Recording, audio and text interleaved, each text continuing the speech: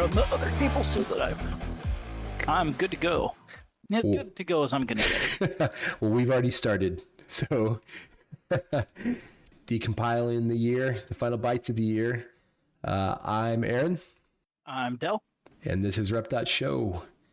In this one, we're going to be talking shop a little bit, some trials and triumphs for the year. We're going to talk about some recap, looking back on the show over the last couple of years here, and some of the good metrics that we've pulled down. Talk about the episodes from this year, and then talk about what's going to be going on in the future. Sounds good to me. So first up here, talking shop and talking over the course of the year, and this is cue to start the sad Charlie Brown music. For anybody who's listening, invite you to raise a glass to lost accesses, brick devices, and the relentless pursuit of root. We're talking trials for 2024, the places where we have not done so hot. I know I for sure have had some. Thankfully, as I relayed to Del here, one of those has been somewhat of a trial and somewhat of a triumph. Man, I've had these damn Dynalink DL WRT36s sitting, staring at me in a doom pile in the corner of my office here for a year. It started the process of having a mesh network up inside of the house with them, and they had Wi-Fi 6, and it was going to be awesome. And then I went to program them up with or flash them with OpenWRT.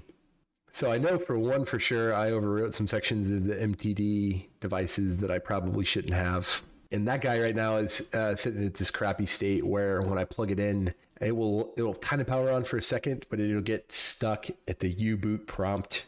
And it dies like right before you'd regularly get things loaded. So threw that out there through the old forums, and the response I got back was, you might consider a Viking fire burial for the device. So I have to raise a glass to that one. If you open this guy up on the inside, it's definitely got some smaller components to it and a lot of RF shielded sections. So I wanted to be surgical about it if I was going to try to repair it. I've definitely off-chipped some smaller stuff like SOIC 8 flash, programmed that up with the old TL866 and all that, but I've never done BGA, and if I'm honest, I don't know if that's going to change anytime soon.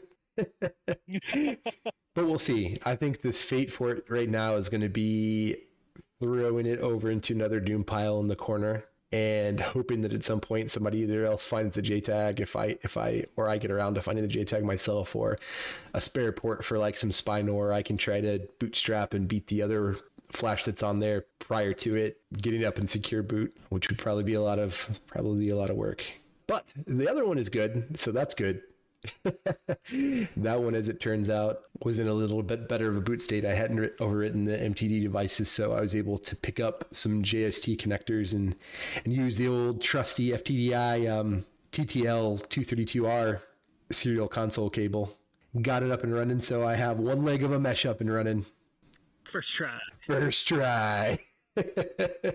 Other than that, had some other trials, and I will save those for the triumph section as well. Yeah, I got into the serial port of that guy, and I was able to just go through the normal process that you'd use over serial to be able to update it with a correctly formatted FAT32 USB and all of that jazz. So I've got one leg, as I'd mentioned, up of a mesh, which is something. One leg of a mesh is something, I suppose, but I do have a little bit further access out to other parts of the house. The one that I'm in right now is like this big, it's like it got concrete walls and stuff like that, so it's not so Wi-Fi friendly. But yeah, outside of that, that was one of the big trials, and that's really the closest alligator to the boat. I know I've had others that I can't recall off the top of my head right now. What are some of the trials for you this year, Del? Oh, some of the trials for me, I was working with a guy at work, and we were trying to modify these things called playaways. They're audiobooks, but they're like a Discman almost, or like a Walkman. You can't like change it or anything like that. They have a single book on them, and you can listen to that book alone. And there's a guy on GitHub whose name I am totally spacing right now that I'll look up for notes later. he was doing some work on them too. And my plan was I was hoping I could figure out what exactly was going on with all of them and get the file format figured out, which some of that stuff did happen. But and then my plan was I could put like music back on them or something like that, like anything other than whatever the most boring book I could buy off of eBay was. And that did not happen. I think there was some figuring out of what the file format and things like that were. But that being said, the PCBs are sitting in a doom pile over in a closet over here. One of the NAND chips is just sitting on my desk bare. It's just sitting upside down as I've moved on to a new project and I needed to put it into my T48. Please flash me. Please flash me, senpai. Yeah. So he's hiding in the corner over there. And I'm sure one day I will get back to that. Today is not that day, though. It's just where that one I think is going to sit for a while. Some of the other stuff that I thought about trying to get into and then I guess never really committed to hard enough to actually get going on was I wanted to make a budget, like a homebrew Wi-Fi board for my Flipper Zero, and I started soldering on that, and then I just never even came close to finishing it. I soldered like 7 joints, and then I moved on, I guess. It lost its joie de vivre. Yeah, right? I was like, oh, this is close enough. I think that's everything this year. Oh, no. This one's hilarious. I bricked the shit out of a Switch earlier in the year, hard modding it. So I was doing the RPI 2040 mod for my Switch, and it almost worked. It would boot into Hokate, but it would not boot any further after that. And so I'm not 100% sure what went wrong on that right now. At the moment, the CPU is not on the motherboard anymore, so that's kind of the level of failure that one's at. It too is in a box in the closet.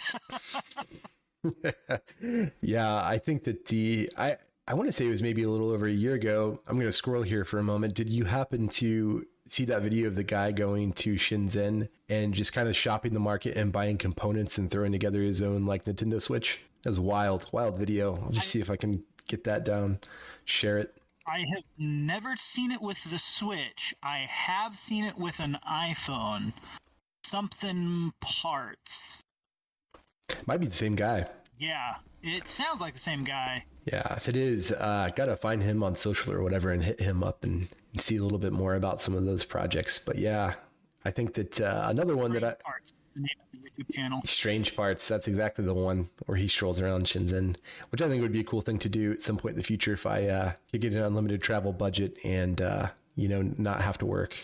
Yeah, I don't know how that guy does it, although I do know that he went through a period.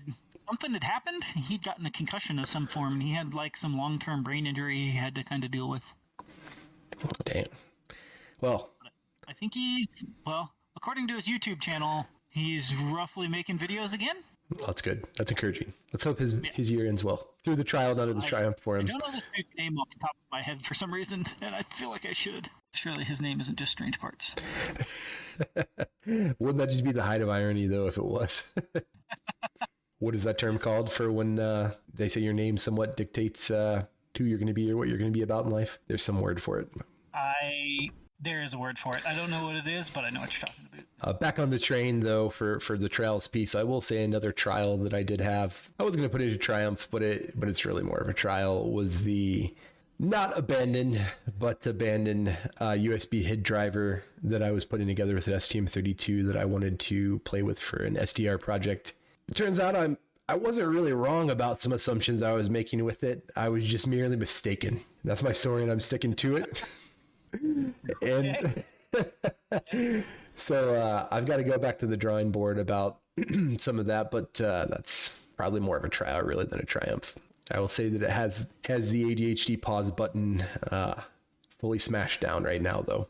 Yeah, I have a lot of those projects too. Let's move on to some triumphs, some things that had gone good for the year, gone well for the year. I know that there was a non-zero amount of projects at work I got completed, which I won't fully go into here. So congratulations, I still got paid. So that's good. On the fun stuff that we've done over the course of the year, we continued on some progress. We had mentioned from last time about the cheap yellow device which has the ESP32, the WROM chip on board.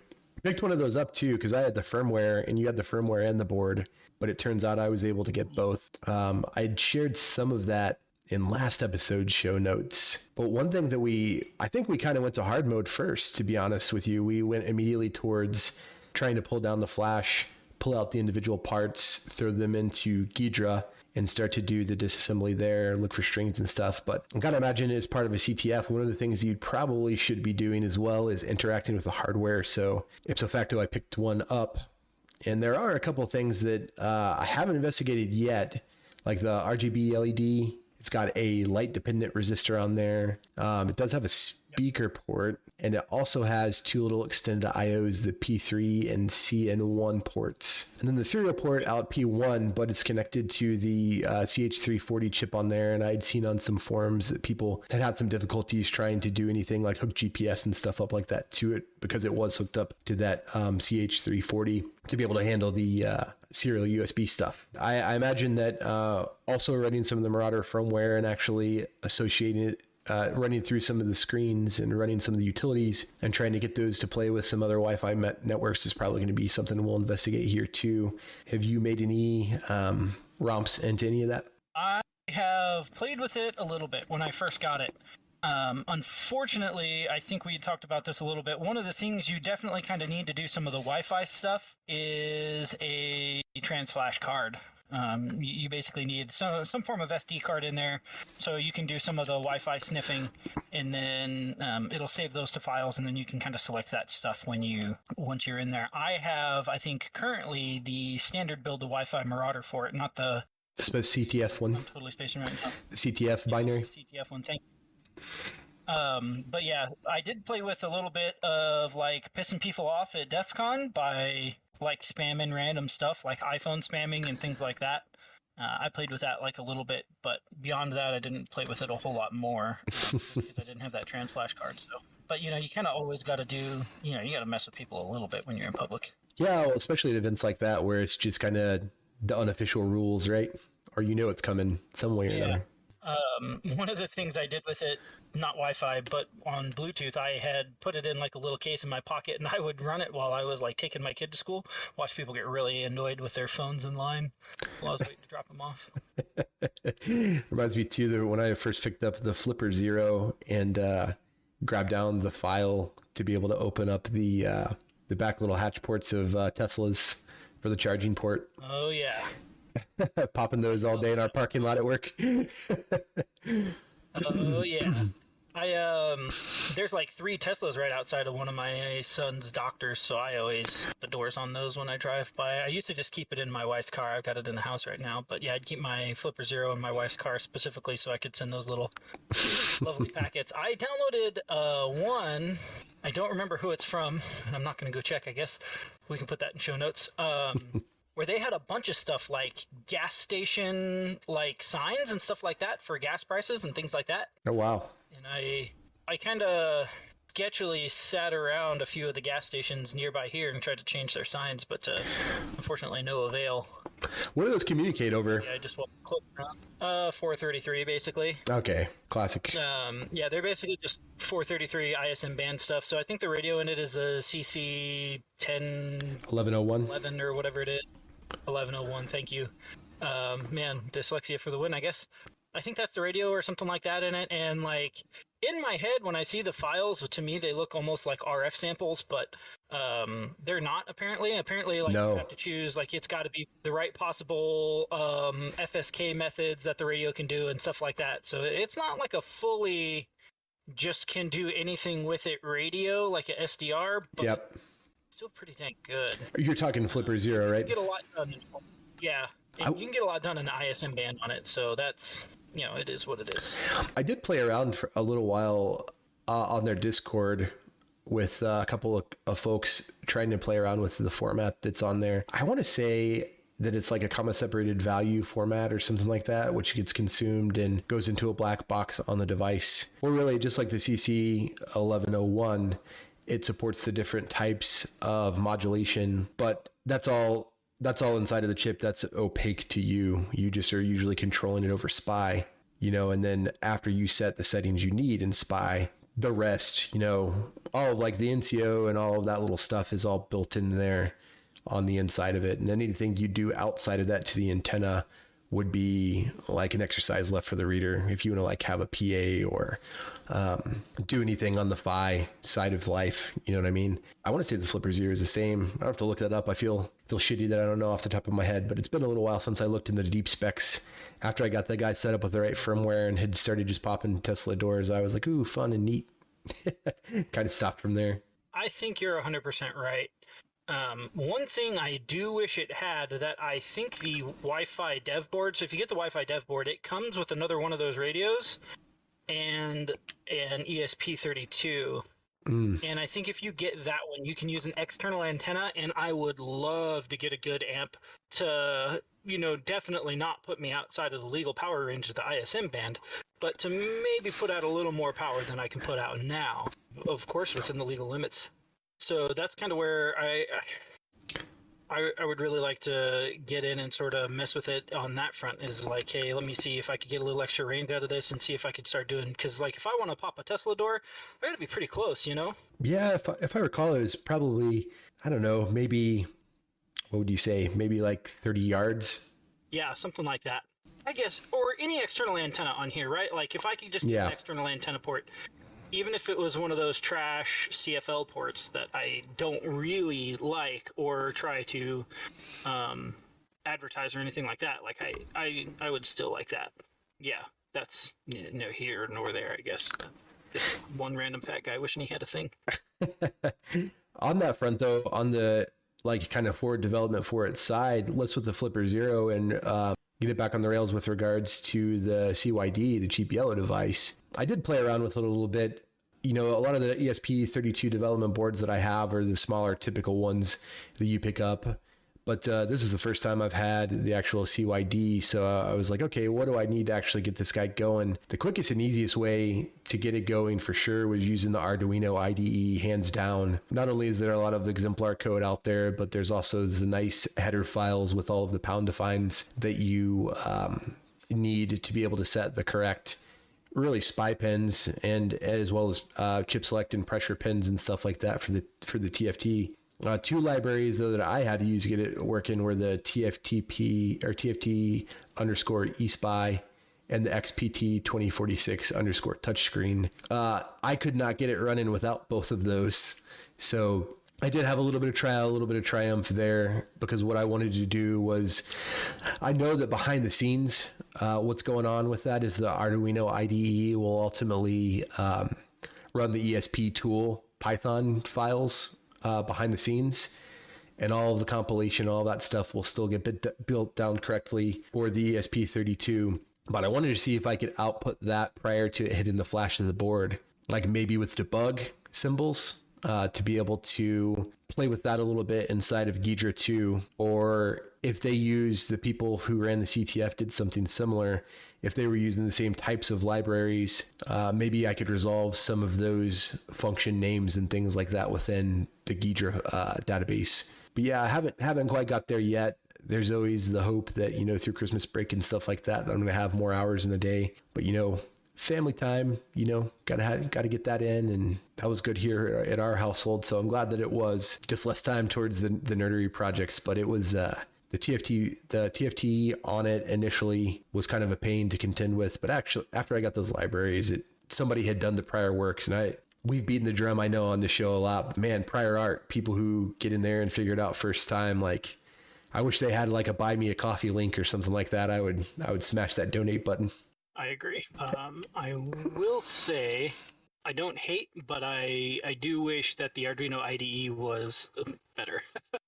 Yeah. I've taken to most of my projects now. I'll just do in Platform IO in VS Code. It's a little bit more setup work. You got to know a little bit more about what's going on. But once you kind of get used to that, in my opinion, it gives you a lot more flexibility, especially with including like libraries and stuff instead of their, like the Arduino IDEs, like, okay, go put your thing in the little configuration box and hit okay, and then dig through all the libraries and stuff like that. You can just find your library on GitHub, copy it, paste it in for one of the requirements, and it goes out there and builds it for you and everything automatically. which is super convenient. Yeah. Yeah, no doubt the power user mode, if you're wanting to really get into the nitty-gritty and have some better granular control with a lower level language. Also, there's a library out there that I found that I liked a little bit better than Adafruits, just because it had more stuff on board and more things.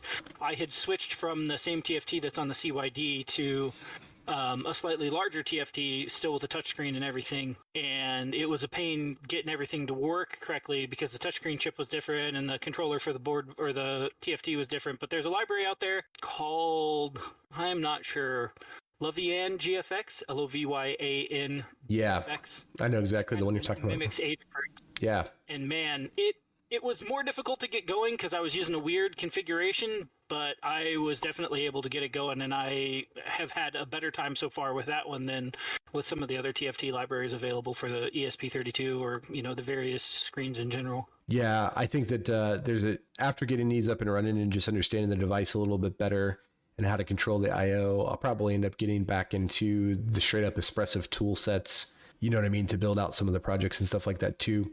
Really, the biggest thing that I want to do with this, just like any embedded RE project, is to try to see if I can't get the development libraries which were used for those binary build outs so that I can have less of a hard time resolving things inside of Ghidra. Yes. Also, before we move on, there is an include. Which one of these is my thing here? Yep, that's an audio sync config display. Yes.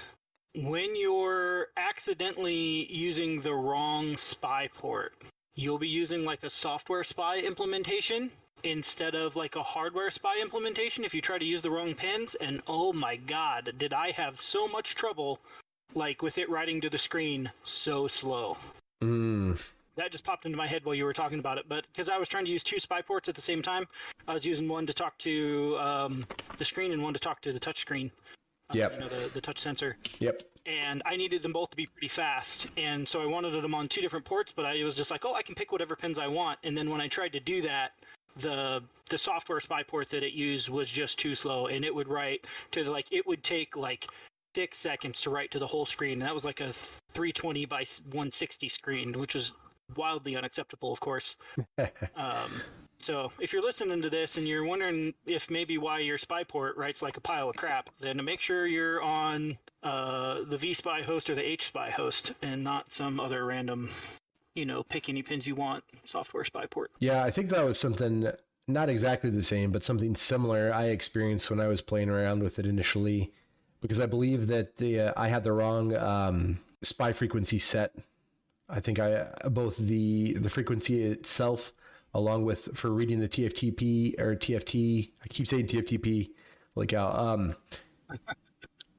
and there's another one in there too. I want to say that it's SPI touch frequency. There's a few different things that you want to reference data sheets for to be able to get those correct, because if you don't, and you're trying to just hack away at it without those in mind for the consideration, you're going to run into other problems similar to what you had for any kind of SPI communication, depending on what you're trying to do, right?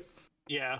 I found too that some of the various libraries that they have for the touchscreens for the interrupt line were kind of janky. And if it got multiple interrupts before one was handled, like if you double tap the screen too fast or something like that, what you got out of that, the effect was really unpredictable, like undefined behavior type stuff. It was really frustrating. I eventually wound up just going with a pulled solution because I hated the interrupt solution so bad.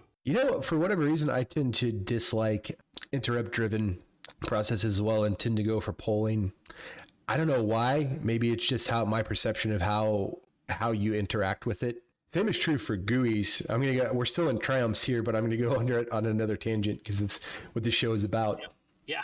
Another triumph / trial that I had was we've continued to play around with different graphical user interface frameworks. And there was one that I saw that looked a little bit promising here that we had talked about maybe a week ago or so. And the reason that it looked so promising is because it was just written in C, and C is for winners. I love just pure C.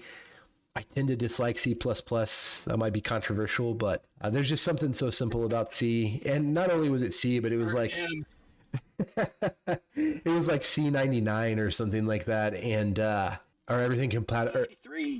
Or 89 actually. It was everything was forced to be compatible with C89. Well, then when we actually, I think I started running down some projects with it, found that like not only did it look absolutely terrible, but also depending on which renderer you used on the other side of it, you didn't really gain much in terms of speed with it being C. The only thing you gained was a crappy interface.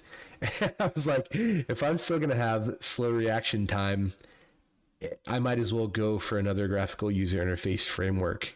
I think we're still like our favorite is still probably MGUI, IMGUI, because not only does it have a lot of self-documenting code and a lot of examples, but it just has the ability to easily interface with whatever renderer you want, depending on your platform. And it's not Java, so you don't have the Java look. It's not WX widgets, which honestly, I want to believe in WX widgets because it does have such good cross-platform ability, and it's very easy. I want to like WX widgets.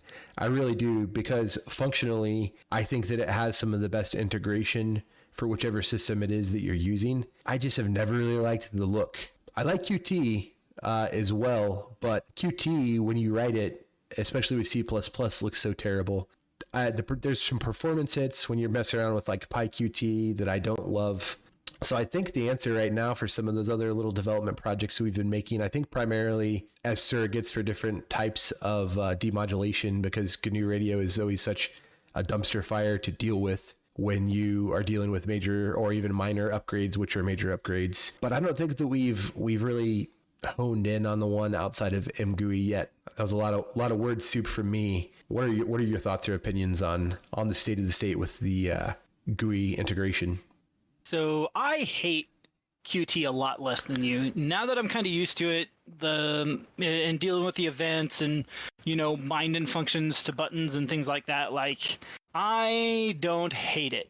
Especially if you use it with the .ui files, where you can cram a lot of the ugliness into a different file and you don't have to look at it every time you look at your source code base. I can definitely appreciate that. I do still tend to just write it by hand in, like in classes or, whatever it happens to be.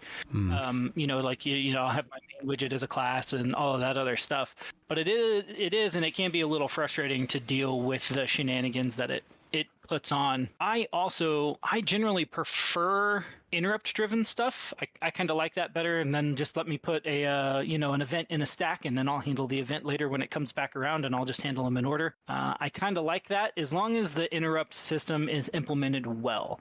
If it's kind of a shit show, then obviously things get, I feel like, a lot worse a lot fast. If interrupts aren't handled well, then things can go south on you really quick, and you kind of have to just go back to polling, or I don't know, whatever your favorite thing is. But then on the other hand, I do love MGUI. I think MGUI is great. On Linux, I use the text editor form of it, right? mhex. Yeah.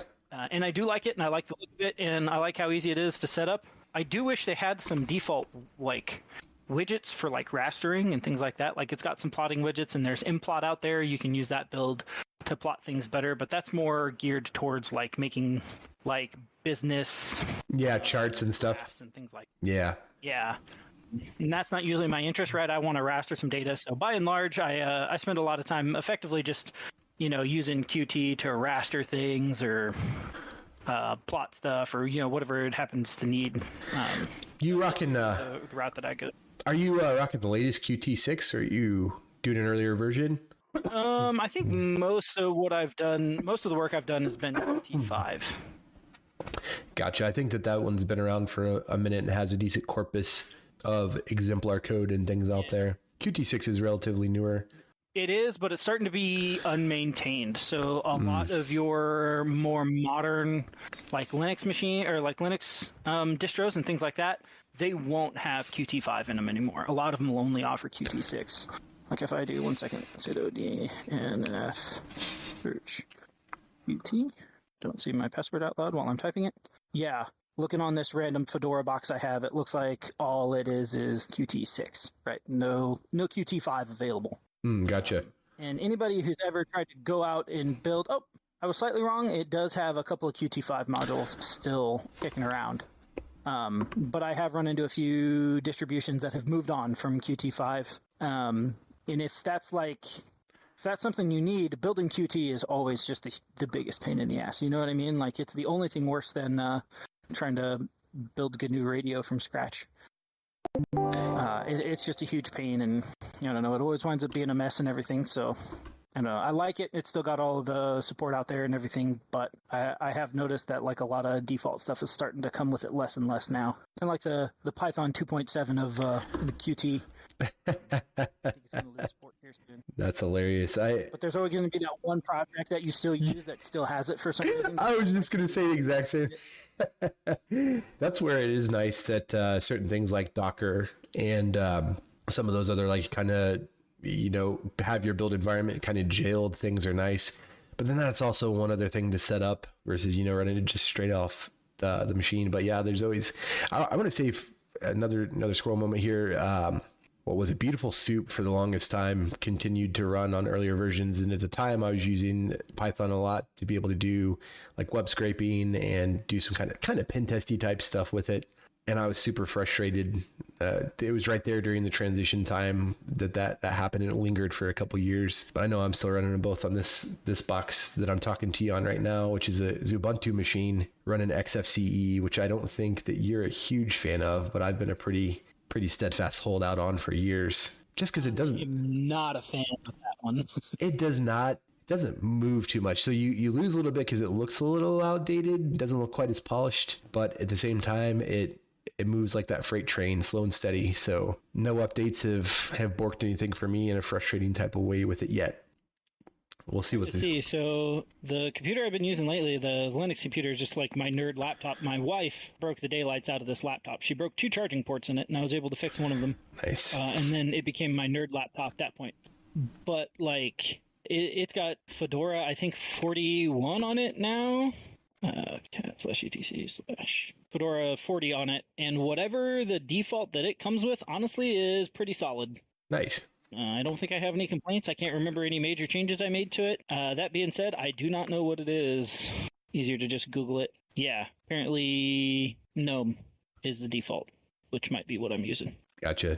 Which I think makes sense. But yeah, Qt, MGUI, I think those are probably what projects that I don't think we've started anything out on the GitHub yet, but if we do have some tools, I'm sure that have any kind of signal identification, signal deconstruction type properties to them, probably end up going there.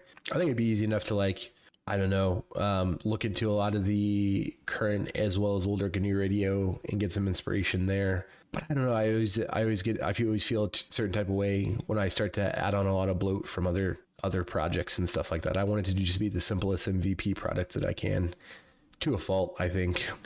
It's probably why I so like embedded. I'm the same way. I do similar stuff, but I now that GNU Radio is a little more mature, I hate it less than I used to. But yeah, I've struggled and been frustrated with GNU Radio in the past, especially with some of their attitude on stuff. There was like a clock synchronizer or something like that it used to have in the like pre 3.9 days or something.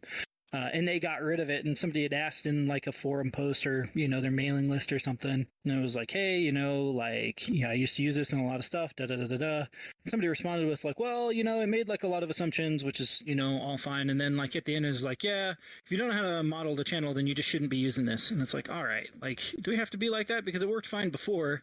Like, don't be mad at people when like stuff like this changes from thing to thing, or I guess kind of treat them that way is kind of frustrating to me. But I don't know if that's still a thing that happens anymore. I try to avoid mailing groups and stuff like that these days, but I did have some frustrations with it in the past along those lines. Yeah, that's unfortunate when that kind of stuff happens. And sometimes there can be those diva developers out there.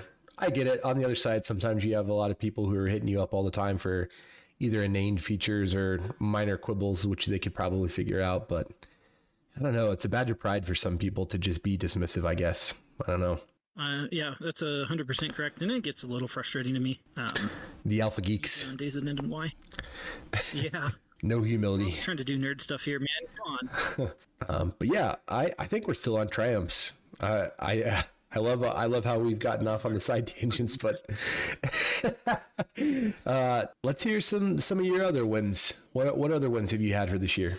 Well, the laptop that I was just talking about that my wife destroyed 2 charging ports in, I soldered with my hot air rework station and the microscope that I have on my desk and everything. I was able to solder a new Gen 3.1 or 3.2, I don't remember which, USB-C port into it, which is no small feat. It's the first time I've ever had a component, I don't think I have any of them lying around where I can see anymore. It was both surface mount and through hole.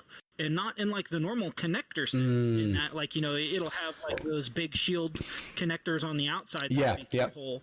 No, it had data lines that were through hole as well. I could see the differential pairs leaving the connector from the through hole components, from the through hole parts of it.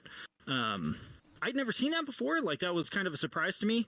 When I first saw it, I thought surely I was wrong, but it took me about 3 orders on DigiKey to get the right connector. I hate when that happens. Oh, that's infuriating. I still don't know if it was the quote-unquote right one, but yeah. So I went through some trial and error there, but I did get it going. It's just a little Asus Vivo book. It's like a S533 EA or something like that is the model number of it. But yeah, so I had that, which was a good time. A little bit, nerve-wracking because I was like, please don't ruin this. We'd already bought my wife a new laptop, so that wasn't it, but I wanted a new nerd laptop because my old one was from 2011. Wow. Yeah, so on some of the other fronts, I did build a keyboard. So I bought a Lily 58 keyboard kit from boardsource.xyz, which sounds sketchier than it was. They were great to work with. And by work with, I mean just to order stuff from. But they had an option for a 3D printed case, and I thought to myself, I have a 3D printer, no need for that case. And I was a little wrong, but I still got the keyboard soldered together and everything. I got it running. The firmware, which was QMK, was kind of a pain to set up. It still doesn't work exactly the way I want it to. So it's supposed to detect which side's the master side and which side's the slave side because it's a split keyboard. And it does that for some things, but it highlighted, I wanted it to highlight WASD because I thought that'd be neat. With the LEDs underneath, it does not do that. It highlights where those LEDs are in position on both sides of the keyboard, so it just looks silly now. Oh, I didn't order all of the LEDs necessary. I didn't pay attention. They've got underglow LEDs that'll make the underside of the keyboard to glow, which I don't care about, so I didn't order. But you technically need those in order to make all of the LEDs work, so I had to solder in little bypasses on the data lines for those in order to get them to work. But I did get everything going. The one big problem that I had is there's a plate that the keys kind of snap into to keep everything flat. And when I 3D printed that and snapped the keys in, it was deformed and looked like crap. It was pretty terrible. And I tried to put some of the keys in, and I bent the pins on half of them. Man. Just trash. I'm not going to keep doing it. I eventually just went out to the GitHub site or a GitHub site and got the... actually, I went to the case that I had downloaded off of Thingiverse, and I got the SVG, I think, for the plate, and I just sent that to Send Cut Send and had them CNC really thin aluminum versions of that plate, which cost me $40 total, I think, when it was all said and done with. And then that's what I actually got it going with. But it took me a couple of days worth of soldering. There's a ton of keys and everything on it and some other stuff to figure out. QMK was kind of a pain to get going there. Documentation is good, but when you're not used to it, of course, it all seems a little foreign. Yeah, I don't think I've used SynCutSyn before. Have you used them a lot? I have not. I totally got them off of a YouTube channel. Okay. 100%. The YouTube channel is Electric Supercar, if you're familiar with that. It's exactly what it sounds like. It's a dude that makes electric cars from cars that used to not be electric. And he used to do it just as a side business type of thing, but then he was laid off from his job, and now it's his business. So he's got 3 or 4 cars that he's working on at any given time. And it was just a thing that they had mentioned, and I was like, oh, great. I just happened to need some aluminum cut in relatively short order with not much hassle. And so, yeah, I uploaded the thing, and it was yep. Actually, the first time I did it, it said that I didn't meet the minimum requirements, so I just went into, some picture editor that allowed me to, flip it over and put 2 of them in the same picture, basically. And then I re-uploaded that, and they were like, oh, yeah, that's fine. And I had it sent to me. I think the whole thing took a week or something like that to get them here. They've got a couple of places around the country that they do the work at, I guess. That's pretty solid. Yeah, it was $40. I probably could have gotten it cheaper if I knew a machine shop somewhere close by. But yeah, that was the only real like major problem that I had was those plates that I had 3D printed just worked out like trash. I don't know if it's because my 3D printer needs fucking tuned or what it was, but yeah, it just didn't work. Up and running now, though. Oh yeah, I've been typing on it. It is brutally difficult to type on because apparently I type wrong. I use the wrong fingers to hit certain keys, so B is on the left side of the keyboard, and I am not used to that. I normally press that with my right finger, and that's been difficult to get used to. C, I miss every time, and then of course the keycaps are kind of a hot mess because they're just keycaps that I had laying around. I don't have the final ones yet. And so I have to reference the key map a lot in Visual Studio Code in order to remember what buttons are what on the raise and lower keys that allow you to switch key sets that you're actively typing on. I've been eyeing some Cerakey boards for a while. Man, those are expensive. The ceramic keycaps. Yes. And this keyboard was already kind of expensive. I'm already into it for like $120, which is fine because it's like a project. Yeah, some of the keycaps out there, the key sets for it that were like specifically for this model of keyboard were like $70, $80. And I was like, you want me to give you $70 or $80 for some keys? Be high. But it's still kind of the same boat, you know what I mean? Like if you want to get exactly what you want, then yeah, you're going to have to pay a premium price for it because, you know, it's going to be just a one-off that they make and they're never going to make it again. Right. Too true. It just is the way, just how it goes. Like if you want it a certain way, it's like you're either spending the time or you're spending the dollars. These days, thankfully, I have a little bit more dollars. I could use some more. I could always use some more, I feel like. On to the other stuff, I guess, before we get on too many tangents. I do have an old TP-Link AC3000 router sitting around here. I stopped using for probably what should be obvious reasons for almost anybody listening to this. And I pulled the NAND flash off of it, and I wish what I had done first was started it up and wiped all of my settings out of it, but I didn't. So it's still got a bunch of my settings on there, so I can't just like post it on the internet. Otherwise, I'd just throw it up there for anybody to grab and take a look at. But I didn't do that. And I've been having mixed success. Obviously, I got the NAND flash off. I got it pulled and everything. But I've been having a hell of a time getting the UBFS to mount or getting anything to dump it. I'm not sure 100% what's going on. I might pull the chip again because I pulled it with the extra pages. I might pull it again without the extra pages because it doesn't seem like it likes that even after I trimmed it with a Python script. But while I was doing that, because a NAND flash is an MTD device, a media technology device or whatever it is, I had MTD utils and all that other stuff installed.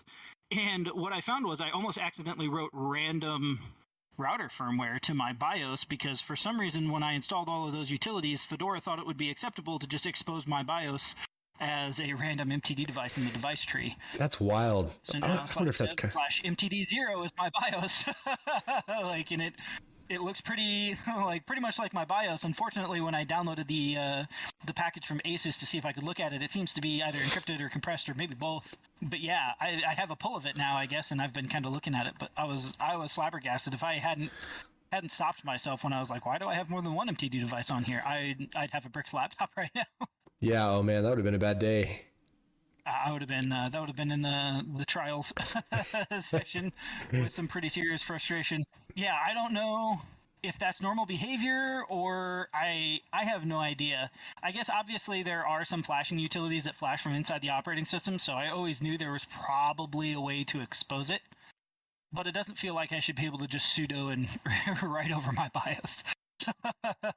And maybe I still can't. I obviously haven't tried because that would be ridiculous. It's just a pretty hilarious situation. Actually, what I might do is in the BIOS, it's not a BIOS, obviously, right? It's UEFI, but inside of there's a way to put like asset tags and stuff like that. I've been thinking about putting like various text inside of there and then doing a pull on it later again and see if I can find that text inside the file.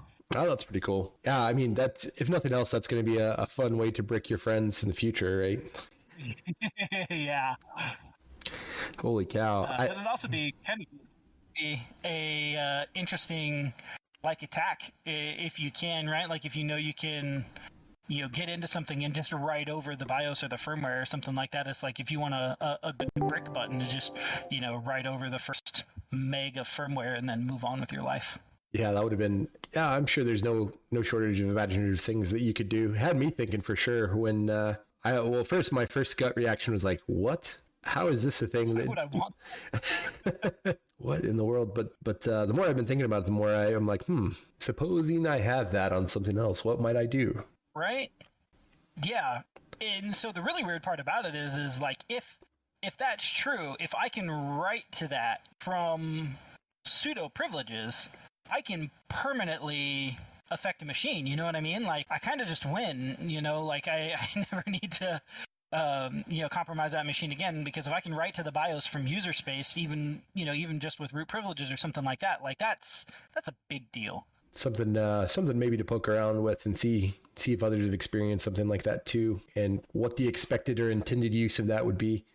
Like I had said, I think the intended use is so that you can upgrade the BIOS or the UEFI from a file system. You know what I mean? Yeah. Still wild. Yeah, I laughed my ass off when I first heard that. I was like, what the fuck, Fedora? Like, under what circumstances would I want this?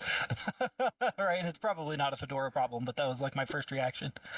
The other stuff, IQ Engine. So IQ Engine is a website. It's like Plex Media Server for RF samples. You put your stuff in there. You can put it in Azure Cloud Storage, or you can put it in local file storage, stuff like that. I've been, for work, hacking a new file format into there. Won't get too much into the details on that, but I've been reasonably successful. I have most of it working.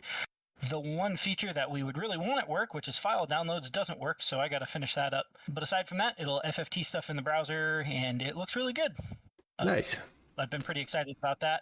I did have to fix some stuff. At first, I was opening files in kind of a funky way. And when you stop to open a 64 gigabyte file, like on a dime, obviously that takes a minute, and that was slowing things down. So I had to come up with some better solutions for that. On the other fronts, everything's kind of been going well, and I got to kind of get back to working on that. I've been doing side projects and things like that. And then I think the last thing I have is GNU Radio AM FM Detect. I don't know if it's a module I have installed or what it is. I guess for those who don't know, like AM Detect is usually just like a MAG2 calculation. It's like most of the Pythagorean theorem. You just don't do the square root on the value at the end. So you just I times I, Q times Q, add them together, and you get a squared magnitude value that you can use to detect when changes in amplitude, which is really convenient. You can use it for a lot of stuff, detecting when bursts are on or off, looking at ASK, looking at amplitude modulation. You can create an envelope with that. Like, there's a lot of stuff that you can do in order to accomplish that, or in order to do those things. And mag2 is mag squared is one of the ways that you can do that. There's kind of a convenient mag squared block in GNU Radio that I've been playing with on that front. The other one is the FM Detect, which is basically just doing the derivative of phase over time, or the derivative of phase with respect to time, right? Because phase is where you're at on the imaginary unit circle at any given time. You take that with respect to time. You can calculate the frequency with just 2 samples, which is great. That's lovely. And so what you can do is you can take that, and it'll give you discrete steps. So the output of that, instead of being more samples, the output of something like that would just be values that represent discrete steps that are frequency at any given sample. So what that allows you to do is it allows you to analyze FSK, especially like 4, 8, 16 FSK, things like that, really easily, because then you get really discrete steps in a time plot. Which is exactly what you need for FSK. Absolutely, right? So then, obviously FSK demodulation down the line, that can happen, but when you're looking at it and you're analyzing an unknown signal, doing blind signal analysis, Balint Siebert style, you can take a look at those. You can get the number of discrete frequency shifts that you have. You can also determine your symbol rate, right? Like, which is a big one, is like, hey, how do I get some of these things? I've been using it to kind of determine symbol rate for signals and stuff like that, like unknown signals that I've been looking at. And you can kind of tell, too, it helps you analyze, is this really FSK that I'm looking at, or, FSK/MSK that I'm looking at, or is there something else I need to do to it, or, is it, something like QAM or mixed modulation. So, right? yeah. So it's just one of the things you can use to do that with. And I've been playing around with that to a lot of success. One kind of crappy thing on that is it's a little difficult to set the units on a time plot, right? Like a time GUI sync on GNU Radio. So I can put frequency over there, but like the units are, in regular unit form, whatever they happen to be for that thing. So instead of saying, this is negative 10 hertz, 10 hertz, 100 hertz, 100 kilohertz, 5 kilohertz, whatever it is, it's just like, this is, like -6 to -10. Depending on how online you have it. So you've got to be able to kind of do that conversion from whatever it's showing you on the plot to the actual frequency that it represents in GNU Radio. another piece of software that you might use for doing this, like, Scepter from 3DB Labs or something like that, they would do that conversion for you so that you wouldn't have to do it. But in GNU Radio, you're kind of stuck on your own doing it. Yeah, I want to call there were some good toolboxes as well for MATLAB. But man, I think I've probably mentioned in a previous show or in a previous conversation, God, you really need some beefier hardware to run just arbitrarily simple IQ files inside of it. It gets frustrating really fast, or it can choke really easily because you think that you can string things together in a way just like you can with GNU Radio, but you can't. Yeah. And you shouldn't. You should build your own bird feeder. That's what it is. Maybe you can. The question is really, should you? Well, it sounds like some good nerdery projects, trials and triumph for you this year. What's on your mind for the next shiny object? I'm gonna keep working with some GNU Radio stuff and see if I can get some of this modulation, demodulation stuff that I've gotten working in the past, but working on the current version of it. I'm trying to think. Aside from that cheap yellow device badge firmware, I'd like to get into that. I need to suck less at Harvard architecture, I guess, is still kind of the moral of that story, especially in Ghidra. And then, I don't know, keep my 3D printer running, maybe, any Flipper Zero stuff that comes out that might look interesting. I have been on this weird mission, and I think we've talked about this, off mic before, but I'm on this weird mission to capture one of every, chip that I come across. So every time I run into something that I think I can safely desolder from a board and pull with my T48, I do it as often as humanly possible. And I need to start kind of consolidating that stuff and, putting it somewhere where I guess other people can get a hold of it and take a look at it and see if anybody cares about it or what have you.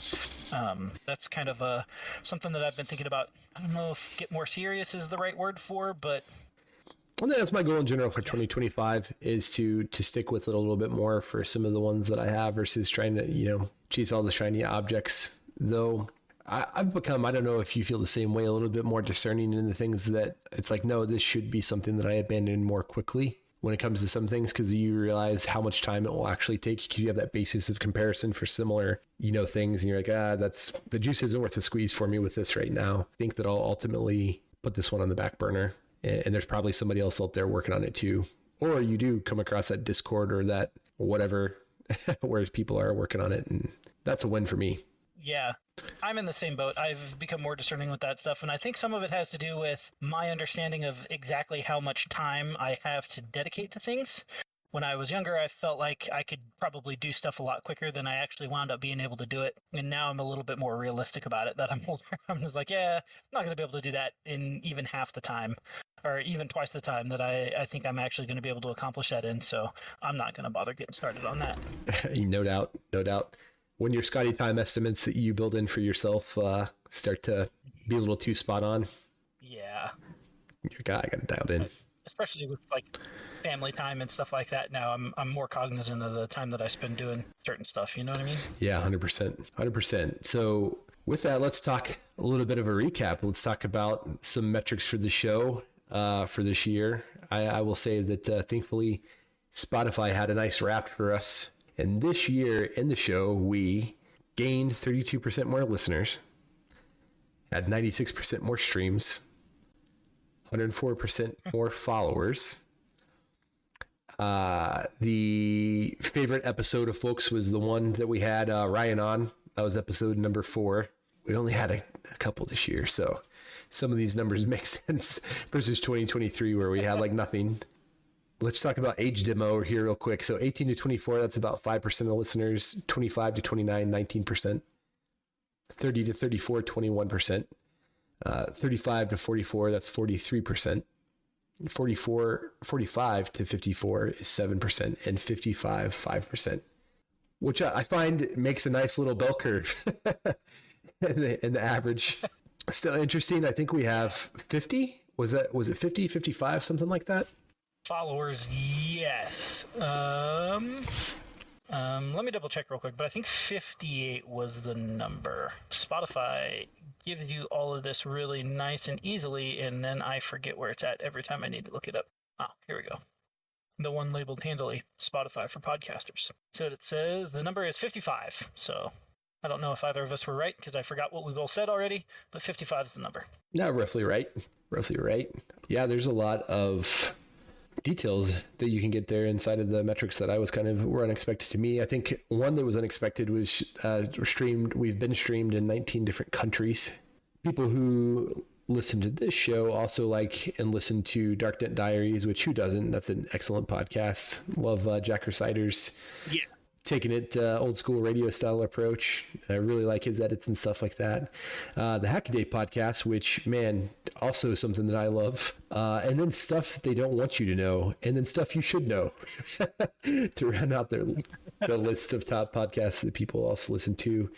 For genres of music, typically like lo-fi, some good programming music there, classical music, and punk. It's kind of an eclectic grouping of genres there. I dig it though, man. From lo-fi to classical to punk. So we just had a couple episodes this year. We had episode 4 with talking about Artos RE, and we had Ryan, our first guest. And we had episode 5 as well, the one that we just did this month. And we were actually, I think, for the first time honest too for when we would do the next one from, which was an S box and everything. There's 36 S boxes in here. I don't think there are. From those, from 4 and 5, are there any highlights that really you enjoyed? Was there anything from that you think that we should maybe replicate in the future, or? I would say having Ryan on was definitely a good time. I kind of enjoyed that. So I really liked that episode. And as far as the S-Box episode goes, I don't think there's anything specific in there except for just kind of reminiscent and, like comical, like what is the sort of, stuff, the problems that you run into, that sort of thing. Yeah, I love that. I love getting those insights from people. I love talking about some of the projects too, because while we do talk about them on the show, we don't really have obviously a huge base here of people that we normally engage with. But they will usually draw you to those Discords and stuff that I mentioned earlier and give you a whole springboard of other things to kind of like pile into, which I do enjoy. Also too, between you and me, since we're not physically located together now, we both have a lot of those little side quests that we take on and pick up little bits and pieces, which we bring to the show. So that's definitely something I enjoy. I both loved and hated, playing around with the CTF badge with the ESP32 on it and trying to wrangle Extensa and Ghidra and understanding that a bit. LoRa radios, man, holy cow, those became popular during the year. I don't know if we've talked about them enough in the show, but we did talk about back and forth the one with Andreas Spice and so I had the videos that he threw out there on them. There's also getting popular in Meshtastic, which I think is kind of starting to mature a little bit these days. In 433 is just everywhere, man. If you've got something that can do 433, you can't swing an antenna without hitting one of those signals. Like, it's everywhere from utility meters to like car door openers to everything. The 433 band, I feel like it's just exploded lately, and that includes in the LoRa front, where there's lots of it going on in there. So I'll be kind of interested to see what's going on with that in the future and how much LoRa becomes a more common thing that people want to use. Not super high throughput, but I definitely love the how easy and quick and dirty they are to just throw around, low power, get some comms going. Yeah. Those on Meshtastic, some dude talking about getting like 200 miles or something out of it, and I was like, holy crap, 200 miles on on 18650. Not fast, but still hard to beat, you know what I mean? Yeah, for some simple projects, like if it were kind of homegrown IoT type project that you're running, or like a sensor out in the field for some far remote place for whatever reason that you're wanting to run it out there, whether it be environmental or whatever, pretty cheap to do. There's a lot of other people who offer things at orders of magnitude more in cost that don't provide much more value, to be honest. So it's good to see those little kind of homegrown projects cropping up here and there to start to edge out a little bit of the proprietary stuff and have some open source projects and cheap ones out there. It just opens up that playing field a little bit more, and I always kind of enjoy that. So that was this year. And in the future, I think if I were to read the tea leaves from episode 4, is we need to get some more guests on this show. Yeah, apparently. It is kind of, I don't know, I feel like fun to have other folks on. I feel like we stay in constant contact enough, right? Like there's not really I don't know, it's not really as big a surprise when we're working on stuff. You know what I mean? We talk pretty much daily. So I don't know, maybe that has something to do with it, or I don't know, but yeah, it was a fun episode. Clearly people liked it. Maybe they're just tired of hearing us talk already. I think it's just nice to have that dynamic. Podcast, but I'm not sure. It's good. It's good to have that. 3 people is the right number of people for a podcast, and we just don't know it yet. No, I can say that from some of the other similar shows that are out there, I do enjoy it when there are some other guests on there too, because it's just a boiled down, abbreviated version usually of that person's kind of expertise dumped out there.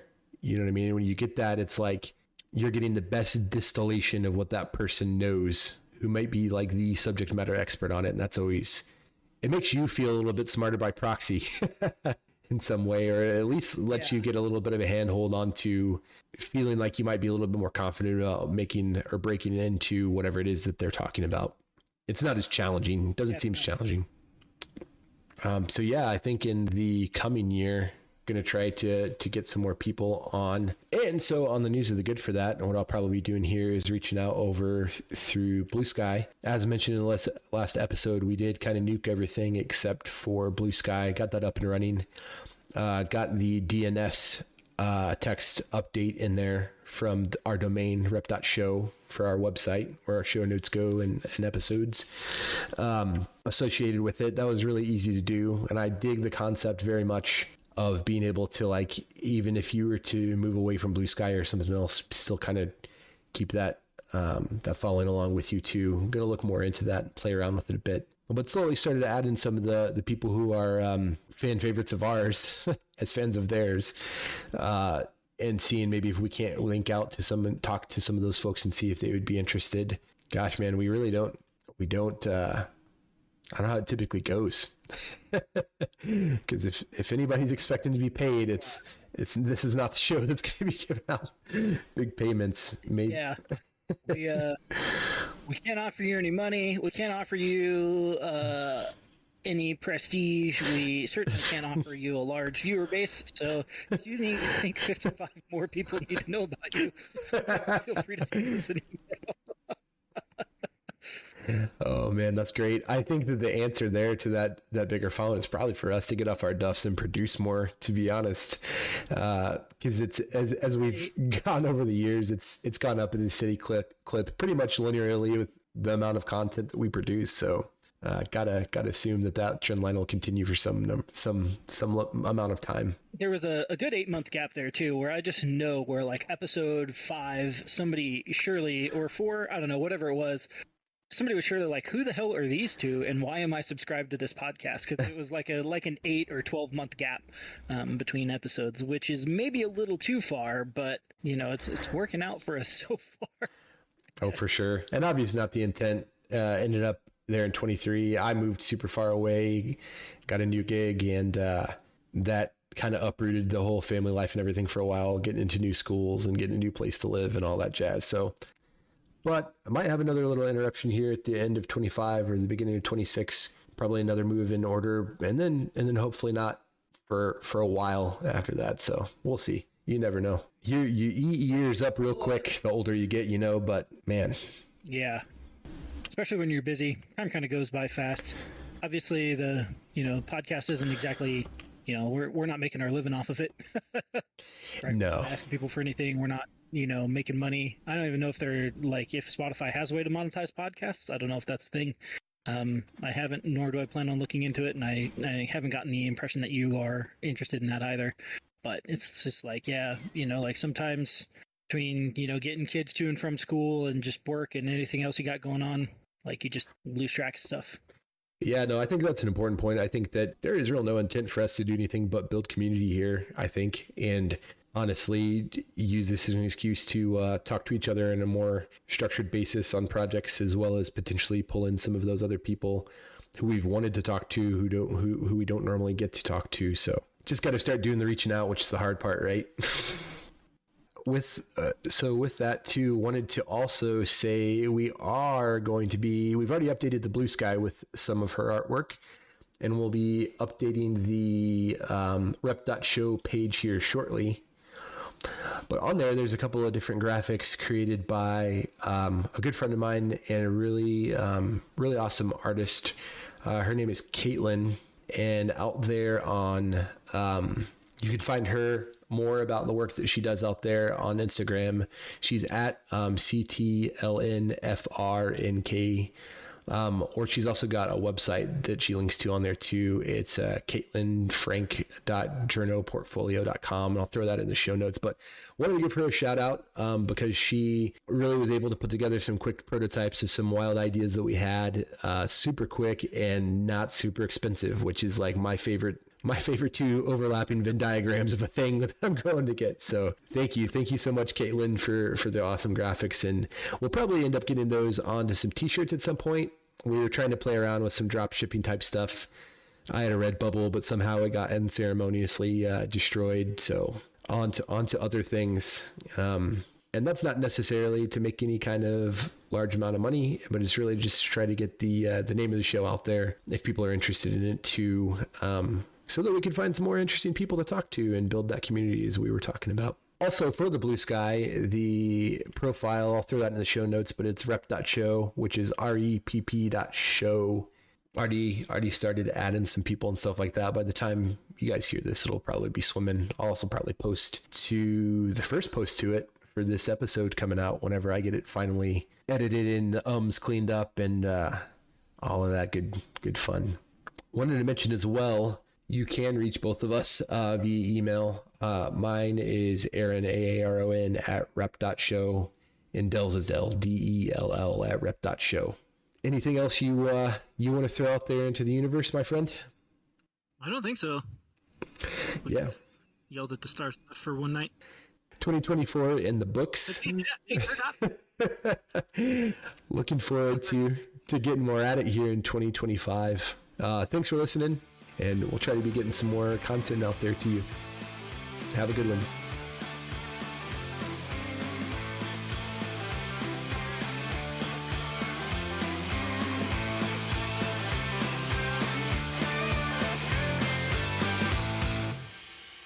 repp.show. Nerd Talk IO.